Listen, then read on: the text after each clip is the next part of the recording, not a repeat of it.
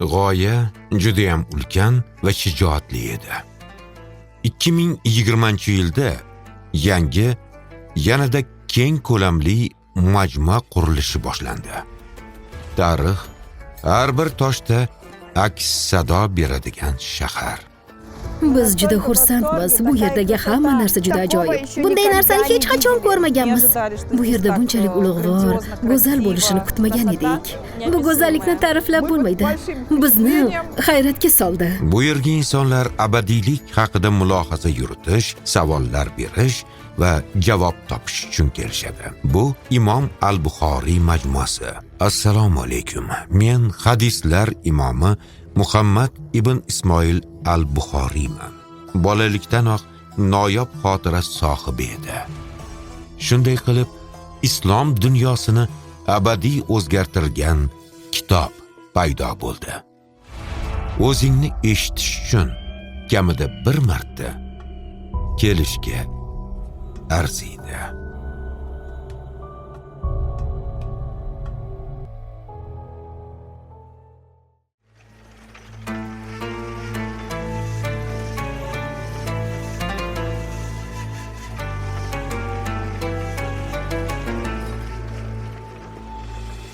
Samarqand.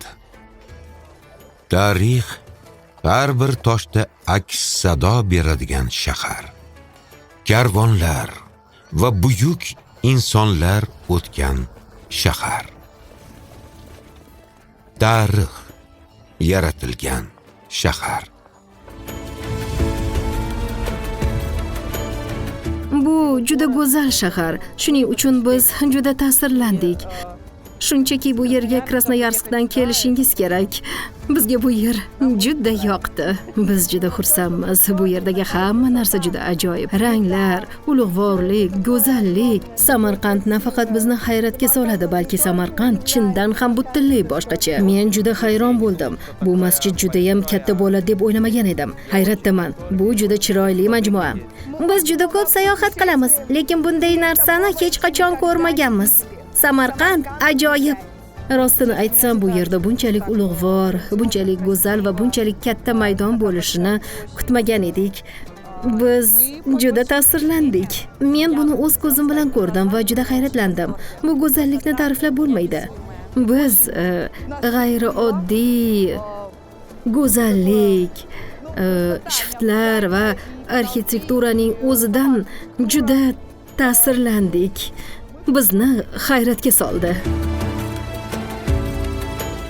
Va bu yerdan atigi bir necha kilometr uzoqlikda yana bir manzil borki, bu yerga faqat me'morchilikni ko'rish uchun emas, balki abadiylik haqida mulohaza yuritish, savollar berish va javob topish uchun kelishadi.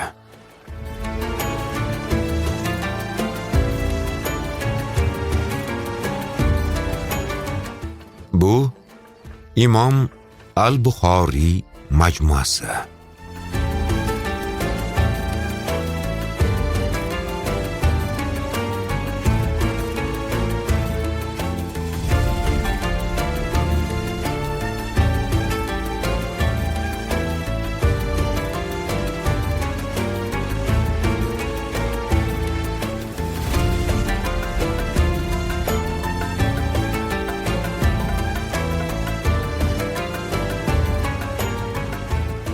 Uning ismi Muhammad ibn Ismoil al-Buxoriy edi.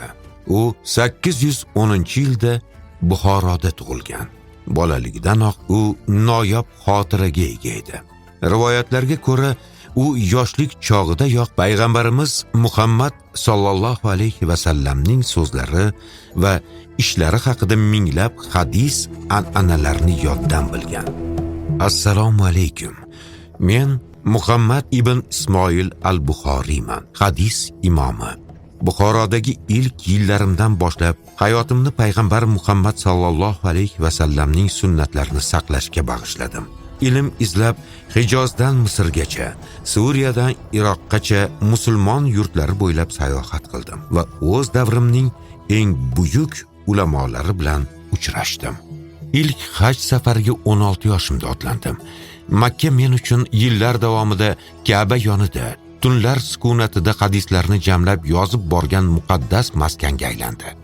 16 yil davomida tinimsiz ravishda rivoyatlarni to'pladim. 100 minglab hadislarni yod oldim va har birini sinchkovlik bilan tekshirdim. U taxminan 600 ming rivoyatni tizimlashtirib, ulardan 7400 ta eng ishonchli hadisni saralab oldi. Shu tariqa islom olamini abadiy o'zgartirgan asar Sahih al-Buxoriy dunyoga keldi. Ushbu to'plam Qur'ondan keyingi eng nufuzli manbalardan biri hisoblanadi.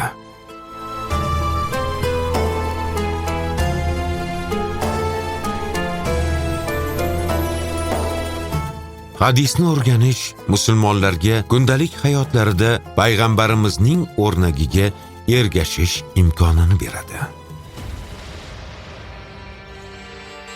Al-Buxoriy 870-yilda Samarqand yaqinidagi Xartang qishlog'ida vafot etgan va shu yerga dafn qilingan.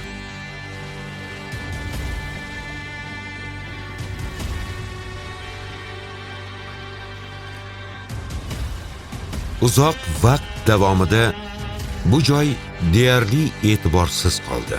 Faqat asrlar o'tib 17-asrda uning qabri ustida maqbara barpo etildi.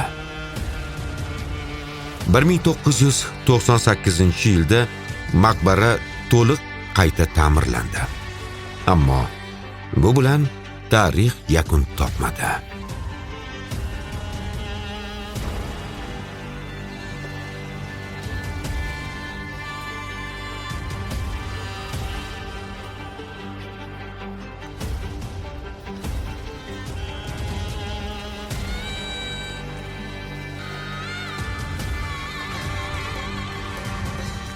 ...2020-yilda yanada ulkan va keng ko'lamli yangi majmua qurilishi boshlandi.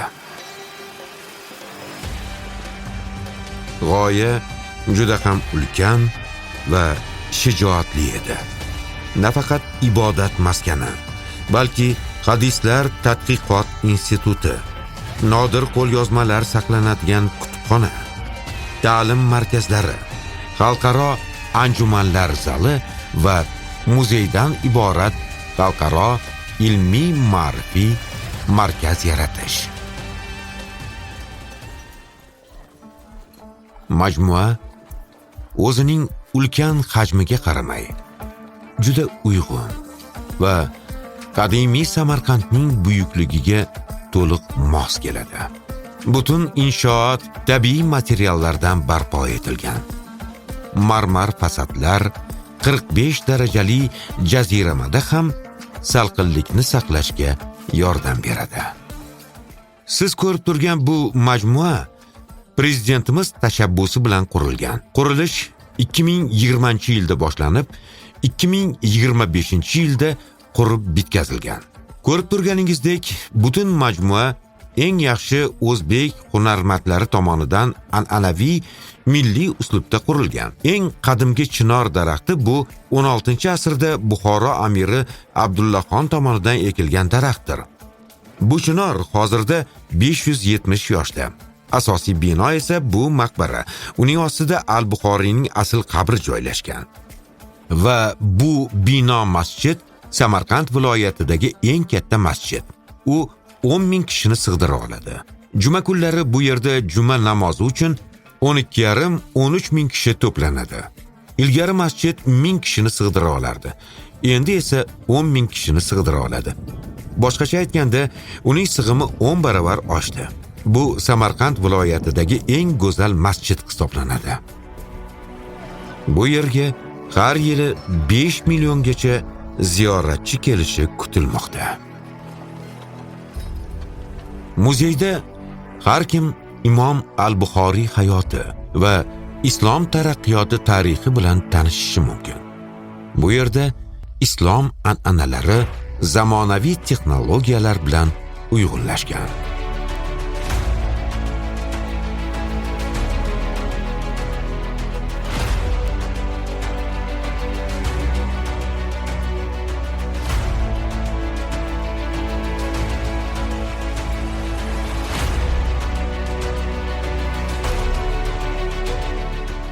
Majmua hududida bir 4 yulduzli va 2 3 yulduzli mehmonxona, shuningdek bir nechta mehmon uylari qurilgan. Majmuaning umumiy maydoni bu tomonidan 140 metr va bu tomonidan yana 140 metr. Imom al-Buxoriy ziyoratgohi haftasiga 7 kun, kuniga 24 soat tashrif buyuruvchilar uchun ochiq. Osmon rang gumbazlar, quyosh nurini aks ettiruvchi oq marmar, fikrlaringizni eshitayotgandek sukunat. Bu yerda vaqt sekinlashmoqda. Har bir qadam tarix bilan muloqot kabi. Bu yerga faqat mo'minlar emas, balki islom tarixi bilan qiziqadigan va javob izlaydigan insonlar ham kelishadi. Chunki Imom al-Buxoriy shunchaki din emas. Bu o'z hayotini haqiqatga bag'ishlagan insonning hikoyasidir. Isbotsiz birorta ham so'zni qabul qilmaydigan inson bizga fikrlashni, tekshirishni va halol bo'lishni o'rgatadigan inson haqidagi tarix.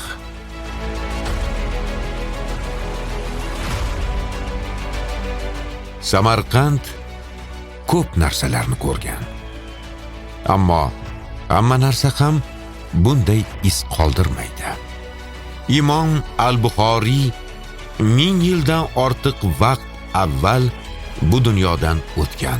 Biroq u kitoblarda, qalblarda va Samarqand osmoni ostidagi mana shu maskanda barhayot. Bu yer inson o'zligining tinglashi uchun kamida bir marta kelishi lozim bo'lgan manzildir.